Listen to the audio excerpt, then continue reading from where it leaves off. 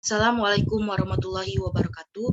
Perkenalkan, nama saya Sarah Aulia Kamila. Saya dari kelas 2B Farmasi dengan NIM 48 2012 8083. Pada hari ini saya akan menjelaskan mengenai materi tentang saturasi dan netralisasi dengan mata kuliah farmaseutika. Ini adalah bagian-bagian yang saya akan jelaskan pada hari ini. Yang pertama, pengertian dari netralisasi. Netralisasi adalah larutan garam yang dibuat dengan mereaksikan asam dan basa. Pada netralisasi, gas CO2 yang terjadi dibiarkan menguap sampai habis. Pada saturasi, larutan tersebut dijenuhkan dengan gas CO2.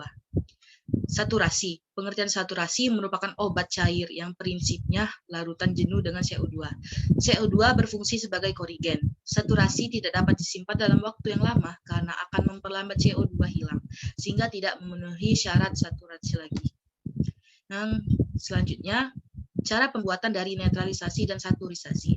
Pada pembuatan secara netralisasi harus dapat dipanasi lalu dikocok, karena hal-hal tersebut akan mempercepat reaksi. Lalu yang kedua, saturasi. Pada pembuatan larutan secara saturasi harus dibuat dalam keadaan dingin dan tidak boleh dikocok. Selanjutnya, tujuan dibuat obat saturasi dan netralisasi. Yang pertama, untuk menutupi rasa garam yang tidak enak. Yang kedua, CO2 mempercepat absorpsi. Yang ketiga, merangsang keluarnya getah pencernaan yang banyak. Yang keempat, sebagai carminativum dan atau laksans. Kelima, untuk antioksidan. Yang keenam, memberi efek psikologi bahwa obat tersebut kuat. Hal-hal yang perlu diperhatikan dalam pembuatan saturasi dan netralisasi. Yang pertama itu, pada pembagian airnya, 70% untuk bagian basa dan 30% untuk bagian asam. Pada bagian asam dimasukkan ke bagian basa. Yang kedua itu, setelah asam dan basanya dicampur, tidak boleh ada penambahan bahan lain, karena dapat menyebabkan hilangnya CO2. Yang ketiga, di dalam fotio tidak boleh ada endapan. Bila ada bahan yang sukar larut, maka dibuat serbuk terlebih dahulu secara terpisah. Banyaknya serbuk atau bungkusan disesuaikan dengan berapa kali obat habis diminum.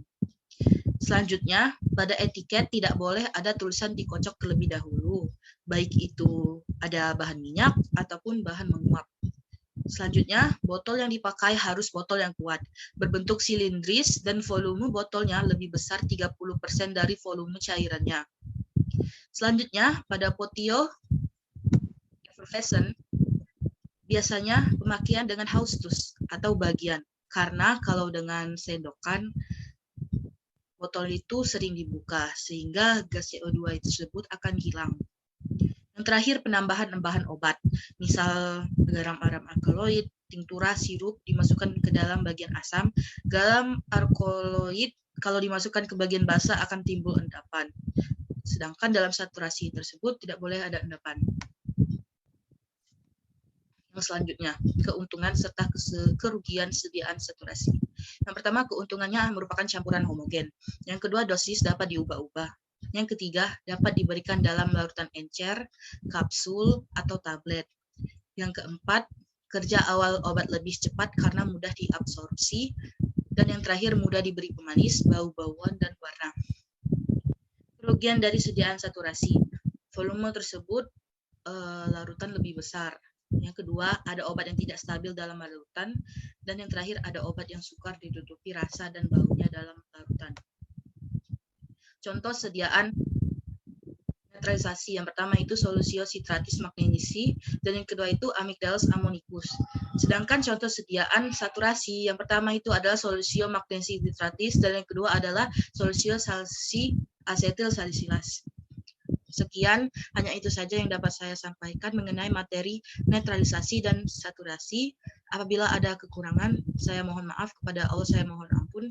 Saya akhiri. Wassalamualaikum warahmatullahi wabarakatuh.